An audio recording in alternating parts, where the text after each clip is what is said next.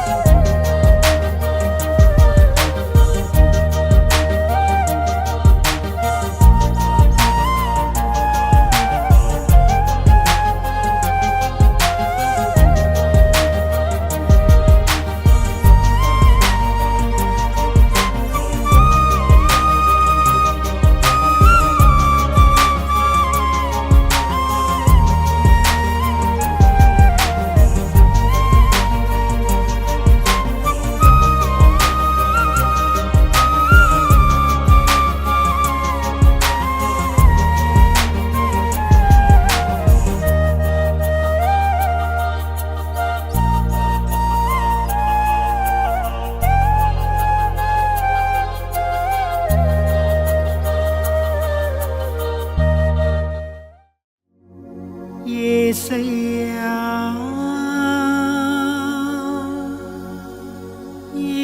యేసయ్యా యేసయ్యా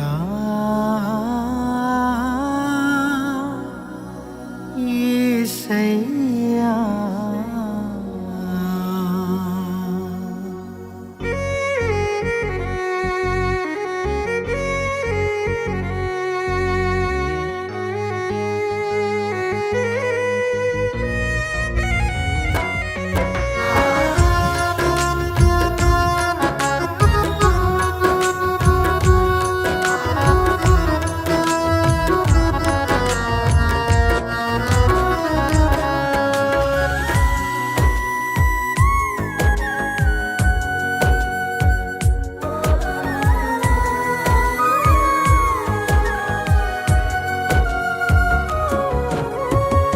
పనికిరాని నన్ను వెలిగించావయ్యా, మండుచున్న అగ్నివాలే నన్ను చేసావయ్యా. పనికిరాని నన్ను వెలిగించావయ్యా, మండుచున్న అగ్నివాలే నన్ను చేసావయ్యా. ఏమిచ్చి నీ రుణం తీర్చగలనయ్యా, మరణము వరకు నీ సాక్షిగా బ్రతికెదనయ్యా. ఏమిచ్చి నీ రుణం తీర్చగలనయ్యా, మరణము వరకు నీ సాక్షిగా బ్రతికెదనయ్యా. యేసయ్యా యేసయ్యా యేసయ్యా యేసయ్యా యేసయ్యా యేసయ్యా యేసయ్యా యేసయ్యా. పనికిరాని నన్ను వెలిగించావయ్యా, మండుచున్న అగ్నివాలే నన్ను చేసావయ్యా.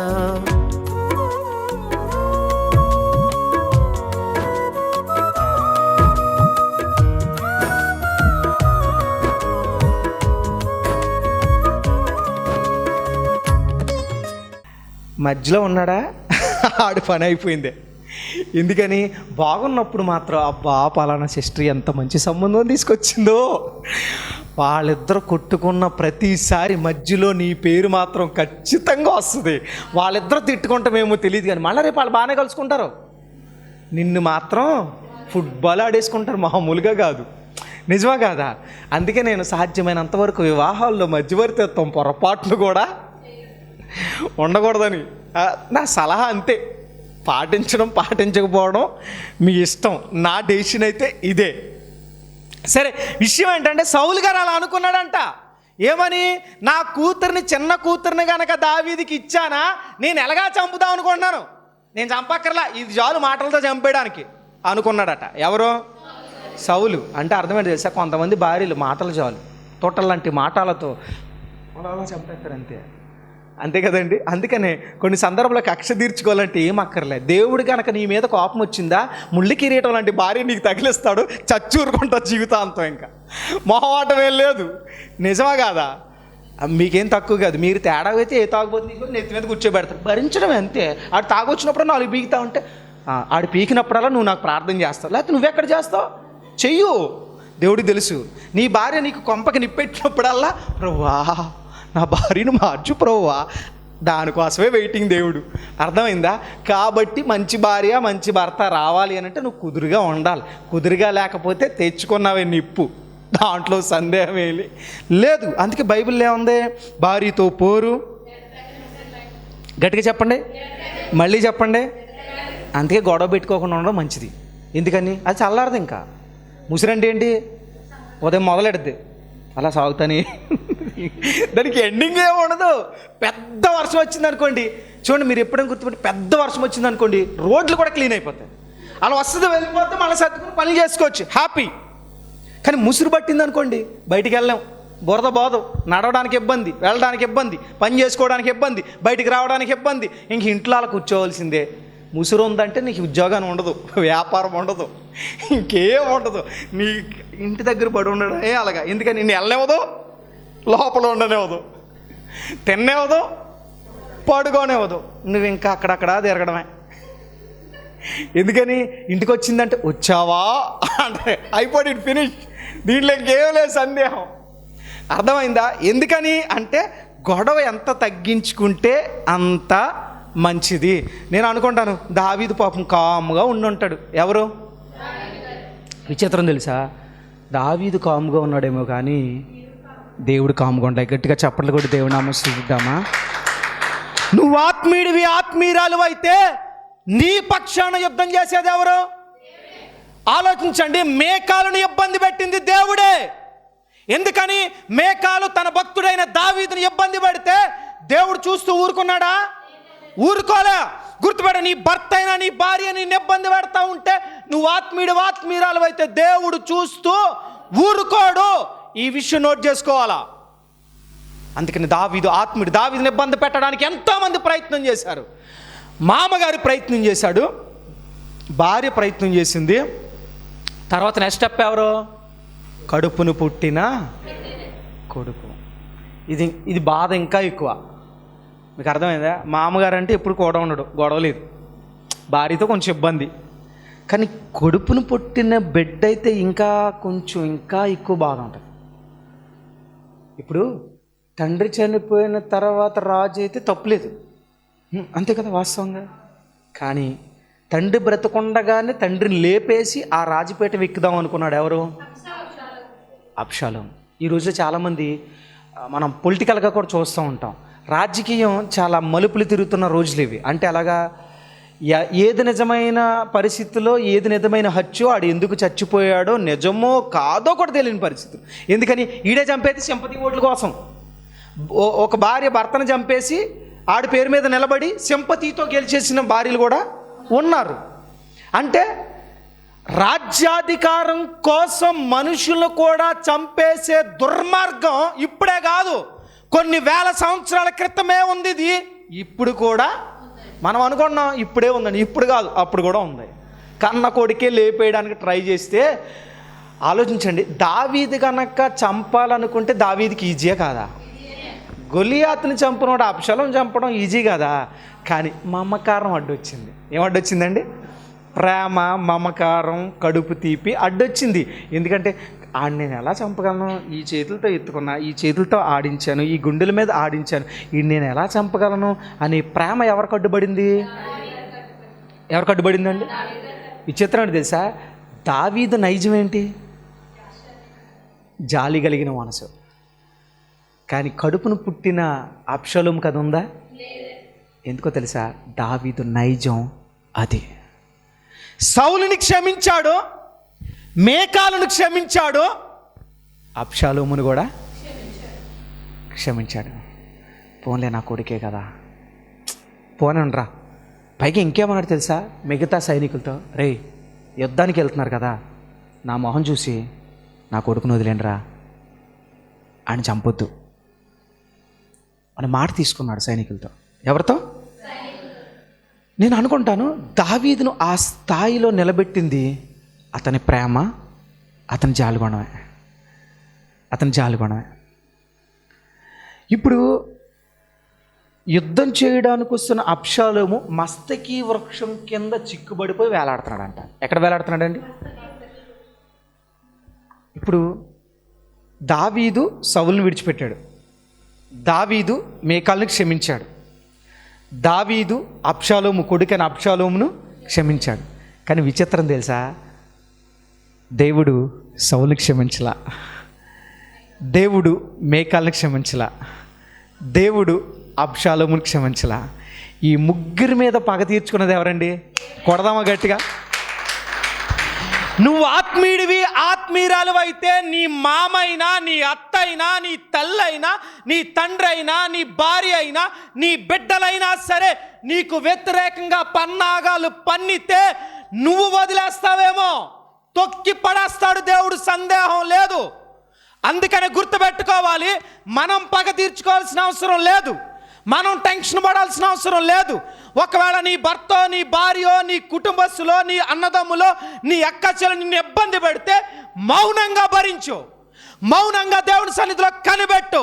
నువ్వు పగ తీర్చుకోకుండా వదిలేసి క్షమించినా సరే నీ దుఃఖాన్ని చూసిన దేవుడు, వాళ్ళు నిన్ను నలగొట్టేసిన విధానాన్ని చూసిన దేవుడు కామ్గా మాత్రం ఉండలేడు. అది దేవుని యొక్క నైజం. తన బిడ్డలను ఆయన వదలడు. వాళ్ళని ఎవరైనా ఇబ్బంది పెడితే చూస్తూ టైం పడదు అంతే. ఇప్పుడు సౌలు కొంతకాలం బ్రతికే ఉన్నాడుగా, మేకాలు కొంతకాలం బాగానే ఉందిగా, అబ్షాలోం కొంతకాలం బాగానే ఉన్నాడుగా. కానీ టైం వస్తుంది, దేవుని సమయం వస్తుంది. కానీ విచిత్రం తెలుసా, సౌలు చనిపోయాడు, ఈయన రాజు అయ్యాడు. మేకాలు పోయింది, అబిగేల్ని రప్పించాడు, అంతే కదండి. తర్వాత అబిగేల్ని చేసుకున్నాడు కదా, అబిగేల్ని చేసుకున్నాడు. తర్వాత అబ్షాలోముని చంపేశాడు, మరలా రాజుపీఠం ఎక్కాడు. అంటే ఈ సందర్భాలన్నీ ఒక్కసారి చూస్తూ ఉంటే దేవుని నైజం ఏంటో అర్థమవుతుందా? అంటే మనం ఆత్మీయులమైతే, మనం ప్రభు పక్షాన నిలబడితే, మన నైజం ఆత్మీయత అయితే, మన నైజం జాలి గుణమే అయితే, మన నైజం క్షమించే గుణమే అయితే, మన నైజం వాడుకుని వదిలేసే పరిస్థితులు కాకుండా వాళ్ళ కష్ట సమయాల్లో కూడా నిలబడగలిగే నైజం అయితే, మన పక్షాన నిలబడేది ఎవరు? మన పక్షాన తీర్పు తీర్చేది ఎవడు? మీకు అర్థమవుతుందా? మనల్ని తన అరచేతిలో చెక్కుకునేది ఎవరు? మీకు అర్థమైందా? ఇన్ని సమస్యలు ఎదుర్కొంటూ వచ్చాడండి ఎవరు? అందుకే గ్రేట్ కింగ్ దావీదు. డేవిడ్కి మించిన గొప్ప కింగ్ బైబిల్ చరిత్రలో మనకు కనబడ్డు. ఎందుకో తెలుసా? అతి ఎక్కువ సమస్యలు ఎదుర్కొన్నది దావీదే, అతి ఎక్కువ కాలం పరిపాలన చేసింది కూడా దావీదే, అతి ఎక్కువ సమస్యల నుంచి విడిపించబడింది కూడా దావీదే. ఇప్పుడు గుర్తుపెట్టుకోండి, చాలామంది ఏమనుకుంటారంటే ఏ సమస్య రావద్దని ప్రార్థన చేస్తారు. ఎక్కువ సమస్యలు వస్తున్నాయంటే నిన్ను ఇంకా గొప్పగా దేవుడు ఉంచాలని దేవుని ఉద్దేశం. తక్కువ సమస్యలు వస్తున్నాయంటే నువ్వు వేస్ట్ ఫీల్వి, ఎక్కడే ఉండి చాలు, ఇంకా ఇంతకు మించి నువ్వు పైకి ఎదగడం వేస్ట్ అని అక్కడ ఆపేస్తాడని అర్థం. ఇప్పుడు గుర్తుపెట్టుకోండి, మనకి ఎక్కువ సమస్యలు రావాలని ఏమైనా ప్రార్థన చేస్తారా? ఎవరు చేయరు. వా అసలు ప్రార్థనకి ఎందుకు వస్తున్నాం అంటే సమస్యలు పోవాలని పాస్టర్ గారు అండి. ఇప్పుడు పాస్టర్ గారి దగ్గరికి ఎందుకు వస్తారండి? అయ్యా సమస్యల గురించి ప్రార్థన చేయండి అయ్యా, దీని కొరకే కదా అంటే ప్రార్థన చేస్తాం. కానీ దేవుడు ఏమంటాడు తెలుసా? నీకు ఎక్కువ సమస్యలు వస్తున్నాయంటే నువ్వు ఎక్కి వెతుకుతున్నావు అని అర్థం. నువ్వు ఉక్కిరి బిక్కిరి అయిపోతున్నావు అంటే నిన్ను ఇంకా గొప్ప పొజిషన్లో ఉంచాలని ఎవరి ఉద్దేశం? దేవుని ఉద్దేశం. ఇప్పుడు గొప్పగా ఉండాలని కోరుకునేవాడు సమస్యలకు ఎదురొడ్డి నిలబడతాడు. గుర్తుపెట్టుకోండి, సమస్యలో నలిగిపోతున్నప్పుడు కూడా మొక్కవోని ధైర్యాన్ని కలిగి ఉన్నవాడే నిజమైన ఆత్మీయుడు. మీకు అర్థమవుతుందా? చాలామంది ఏమంటారంటే రెచ్చగొడతా ఉంటారు కదా, నువ్వు మగాడువేనా అని అంటూ ఉంటారు. అంటే నువ్వు కండలు పెంచితే మాగాడువు కాదు, కొండలు లేపేస్తే మాగాడువు కాదు, 10 మంది గర్ల్ ఫ్రెండ్స్ మెయింటైన్ చేస్తే మాగాడువు కాదు. సమస్యల్లో కూడా కంటి చూపులో కూడా బెరుకు లేకుండా, ముఖం మీద చిరునవ్వు చెరగకుండా, గుండెల్లో 100 సమస్యలున్నా సరే ధైర్యంగా నిలబడగలిగే గట్స్ ఉన్నవాడే నిజమైన మగాడు, నిజమైన ఆత్మీయుడు. అది మనకుండాలా. అది ఎవరిలో ఉంది? ఎవరిలో ఉంది? బైబిల్ చరిత్రలో రూతులో కూడా అది ఉంది. ఎవరిలో ఉందండి? రూతులో ఉంది. మరి ఎన్ని సమస్యలు వచ్చినా ఎక్కడైనా సరే తనలో ఆ బెరుకు కనిపిస్తుందా? కనిపించదు. అది ఆత్మీయ లక్షణం అలా ఉంటుంది. అంతేకాని కంగారు పడిపోవడం, ఏదో డెసిషన్ తీసేసుకోవడం, ఆవేశపడిపోవడం, కంగారు తొక్కులు తొక్కడం, అది ఆత్మీయుల నైజం కాదు. ఒక్క నిమిషం కూర్చో, మోకాళ్ళి ప్రార్థన చేయి. 1 గంట 2 గంట 3 గంటలు ప్రార్థన చేయి. బుర్రలో ఆలోచనలు ఇచ్చేది ఎవరో తెలుసా? దేవుడే ఇస్తాడు. అని కొంతమంది ప్రార్థన మానేస్తారు, కంగారు పడిపోతారు, ఆడి తిరిగాడు ఈడికి ఏమైపోద్ది. ఏం కాదు. నువ్వు ఆవేశపడిపోయినంత మాత్రాన సమస్య తీరిపోద్దా? సమస్య పెరిగిపోద్ది. సమస్య ఏమో చెప్పండి. ఇప్పుడు బాగా ఆలోచన, స్త్రీలకు బాగా తెలుస్తుంది. దారం చిక్కుబడింది అనుకోండి, ఇంకా కంగారు పడితే ఏమవుతుంది? ఇంకా చిక్కులు పడతాయి. అవును కదా? అదే కూల్గా కూర్చుని నెమ్మదిగా తీసుకుంటూ వెళ్తే కొద్దిసేపటికి ఏమవుద్ది? పెడుతుంది. కానీ చాలామంది ఏం చేస్తారు తెలుసా? కంగారు పడిపోతారు, ఇలా ఇంకా ఎక్కువైపోతాయి. సమస్యల్లో కూడా నువ్వు ఎక్కువ కంగారు పడితే ఇంకా సమస్యలో కూరుకుపోతావు. ఎందుకని? ఆలోచన తట్టదు. దేవుడికి అంటాడు, నువ్వు టెన్షన్ పడుతున్నావు కదా, సరే నీ తెప్పలు పడు, నా దగ్గరకు వచ్చినప్పుడు ఆలోచిస్తానులే అని ఎవరంటారు? మనం ఏంటో తెలుసా? నీ సొంత ఆలోచనలు, సొంత ప్రయత్నాలు, రకరకాలుగా కంగారు పడిపోయి అసలు ఆ సమస్య వచ్చినప్పుడు నువ్వు మోకాళ్ళుని ప్రార్థన చేసిన అనుభవాలు ఉన్నాయా? ప్రార్థన చేస్తే ఆయన పేరేంటో తెలుసా? ఆలోచనకర్త. ఏం పేరండి? మళ్ళీ చెప్పండి. ఇంగ్లీష్లో ఉంటుంది వండర్ఫుల్ కౌన్సిలర్ అని ఉంటుంది ఇంగ్లీష్ బైబిల్లో. వండర్ఫుల్ అంటే అర్థమైంది తెలుసా? నీ సమస్యలో ఎలా నిలబడాలో నీకు కౌన్సిలింగ్ చేస్తాడు ఆయన. టెన్షన్లో ఉన్న వాళ్ళకి ఏమిస్తారండి? కౌన్సిలింగ్ ఇస్తాడు. అంటే చచ్చిపోవాలి అని నిర్ణయాలు తీసుకునే వాళ్ళకి ఏమిస్తారు? కౌన్సిలింగ్ ఇస్తారు. అర్థమవుతుందా? కొట్టుకు చచ్చే వాళ్ళు కూడా కౌన్సిలింగ్ ఇస్తారు. అర్థమవుతుందా? ఆత్మహత్య చేసుకోవాలనుకున్న వాళ్ళకి కౌన్సిలింగ్ ఇస్తారు. అయితే అద్భుతమైన కౌన్సిలింగ్ ఇచ్చేవాళ్ళు ఎవరు తెలుసా? దేవుడు. ఆయన ఉన్నాడు మనకు కౌన్సిలింగ్ ఇవ్వడానికి. కానీ మోకాళ్ళుని ప్రార్థన చేయాలి కదా. కంగారు పడిపోకూడదు. కంగారు పడిపోకుండా వచ్చి మోకరించి ప్రార్థన చేయి. అయ్యా 2 రోజులు చేశారు, 2 రోజులకి అయిపోయిందా? నీ సమస్య 2 రోజుల్లో తీరిపోయిందా? మీకు అర్థమవుతుందా? అంటే ముందు మోకాళ్ళు ఏం చేయాలా? దావీదు అరణ్యంలో ఉంటే అరణ్యంలో ప్రార్థన చేశాడు. చెట్టు కింద ఉంటే చెట్టు కింద ప్రార్థన చేశాడు. గుహలో ఉంటే గుహలో ప్రార్థన చేశాడు. ప్లేస్ ముఖ్యం కాదు, ప్రేయర్ ముఖ్యం. మీకు అర్థమవుతుందా? చాలామంది ఏమనుకుంటారంటే కొన్ని ప్రాంతాల్లో ప్రార్థన చేయరండి. చాలామంది ఆత్మీయులు, సపోజ్ మీరు ఎవరైనా రెస్టారెంట్కి వెళ్ళారు, చాలా సందర్భాల్లో రెస్టారెంట్లో ఎవరైనా చూస్తారేమని తెలియకుండా మనసులో ప్రార్థన చేసుకుని కళ్ళు మూయకుండా సిగ్గు లేకుండా తినేసిన రోజులు లేవా? కళ్ళు మూసి నీకు నామోషి వచ్చిందా? ఇప్పుడు నువ్వు ప్రార్థనా పరుడు అనుకుంటే దేవునికి ఏమైనా, ప్రజల్లో నీకు ఏమైనా నామోషి వచ్చిందా? కానీ కొంతమందికి ఏంటంటే ఎవరైనా ఏమనుకుంటారు అనుకుంటే వాళ్ళ కర్మ. మీకు అర్థమైందా? మీరు ముస్లిమ్స్ని చూడండి. ముస్లిమ్స్ ఎక్కడ ప్లేస్లో ఉన్నా సరే నమాజ్ టైం అయితే అక్కడ ఒక టవల్ పరుచుకుని నీళ్లతో చేతులు కడుక్కుని నమాజ్ చేస్తారు. సిగ్గుపడతారా? సిగ్గుపడడం చూసారు మీరు ఎప్పుడైనా? అది రైల్వే స్టేషన్లో అయినా చేస్తారు, వేరే ప్లేస్లో రద్దీగా ఉన్న ప్లేస్లో అయినా చేస్తారు, ఈవెన్ హాస్పిటల్లోనైనా చేస్తారు. మరి మన క్రైస్తవులు ఎందుకంటే హాస్పిటల్లో ప్రార్థన చేసుకోరు? మన క్రైస్తవులు ఎందుకంటే రెస్టారెంట్ భోజనానికి వెళ్ళినప్పుడు ప్రార్థన చేసుకోరు? ట్రైన్స్లో వెళ్ళినప్పుడు ప్రేయర్ చేసుకోరు?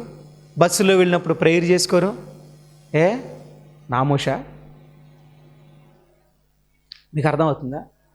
నేను ట్రైన్ జర్నీ చేసినా ప్రేయర్ చేసుకుంటా, నైటు బస్సులో వెళ్ళినప్పుడు కూడా అక్కడున్న బెర్త్లోనే మోకాళ్ళుని ప్రార్థన చేసుకుంటా, అందరూ చూసినా ప్రార్థన చేసుకుంటా. నేను ఆఫీస్కి వెళ్ళగానే ముందు చేసే పని ఏంటి తెలుసా? కొంతమంది వెయిటింగ్లో ఉంటారు. వెయిటింగ్లో ఉన్నా సరే ముందు ప్రేయర్ చేసుకున్న తర్వాత ఆఫీస్ వర్క్ స్టార్ట్ చేస్తాం. ఏంటి నామోషే? దావీదు ఎక్కడుంటే అక్కడ ఏం నేర్చుకున్నాడు? ప్రార్థన నేర్చుకున్నాడు. ఏం నేర్చుకున్నాడండి? ఇప్పుడు మనం ఏ ప్లేస్లో ఉన్నా ఏం చేయాలా? నీ సమస్య వచ్చినప్పుడు ప్రార్థన చేయి. ఎందుకో తెలుసా? ప్రార్థన పరిస్థితులు ఏం చేస్తుందట? మార్చేస్తుంది. దావీదు గొప్ప ప్రార్థన పరుడండి. ఎవరు?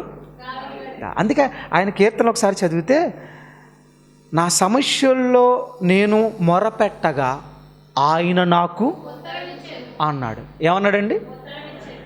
అంటే ఏం చేశాడు ఈయన? మీరు కీర్తనలన్నీ చదవండి, ఎన్నిసార్లు మొరపెట్టాడో మనకు తెలియదు. లెక్కలేనన్ని ప్రార్థనలు ఉంటాయి, లెక్కలేనన్ని స్తుతి కీర్తనలు ఉంటాయి. అంటే ఇవన్నీ ఎందుకంటే అతని అనుభవాల్లోంచి వచ్చాయి. దేంట్లోంచి వచ్చాయి? మీకు అర్థమైందా? ఆత్మీయులు ఎప్పుడు కూడా పాట అనుభవాల్లోంచి రావాలి. అనుభవాల్లోంచి వచ్చే పాట ఎప్పుడు సూపర్గా ఉంటుంది. మీకు అర్థమవుతుందా? ఏసన్న గారు ఎప్పుడు కూడా అనుభవాల్లోంచి పాటలు రాసేవారు. బాక్సింగ్ గారు అనుభవాల్లోంచి పాటలు రాసేవారు. పురుషోత్తమ చౌదరి గారు అనుభవాల్లోంచి పాటలు రాసేవారు. అంతేగాని పనిగట్టు కూర్చుంటే పాట రాదు. పనిగట్టిని ఇవాళ రాసేద్దాం అని కూర్చోకండి, కూర్చుంటే రాదు. అనుభవాల్లోంచి రావాలి. ఎక్కడి నుంచి రావాలా? నీ కష్టంలోంచి, ఆ బాధల్లోంచి, లేకపోతే సమస్యలోంచి, విజయాల్లోంచి, ఏదో ఒక అనుభవంలోంచి వచ్చిన పాట ఎప్పుడు కూడా సాలిడ్గా వెళ్తుంది. నీ హృదయం ఉప్పొంగేలా ఆ పాట ఉంటుంది. అంతేగాని పనిగట్టుకు పెన్న పేపర్ పెట్టేసుకుని రాసేద్దామంటే రాదు పాట. వస్తుందా? చాలామంది అలాగ ఆవేశపడిపోతూ ఉంటారు, తెగ రాసేద్దామని. అవదలా అవుతుందా? మీకు అర్థమైందా? ఒకసారి నేను పాట రాసేటప్పుడు, ఈ పాట కాదు, రిలీజ్ అవ్వలేని పాట ఒకటి, అంతకుముందు రాసిన పాట రాసినప్పుడు 3 గంటలకు లేచాను. ఒక చరణం రాసేసాను, రెండో చరణం రాయలేదు. ఆలోచించవ మానవ అనే సాంగ్. ఆ పాట రాస్తున్నప్పుడు ఒక చరణం రాశాను. ఏ చరణం రాశాను? నీవనుభవిస్తున్న సృష్టిని సృష్టించిన వారు ఎవరో, నిన్ను భూమిపై నరునిగా నిర్మించిన వారు ఎవరో, నీ కొరకై ప్రాణము పెట్టిన దేవాది దేవుడెవ్వరో, ఈ భూమిపై మరణమును జయించిన దేవుడెవ్వరో, ఆలోచించవా. ఈ చరణం రాశాను. రాసిన తర్వాత 1 నెల రోజులు రెండో చరణం రాలా నాకు.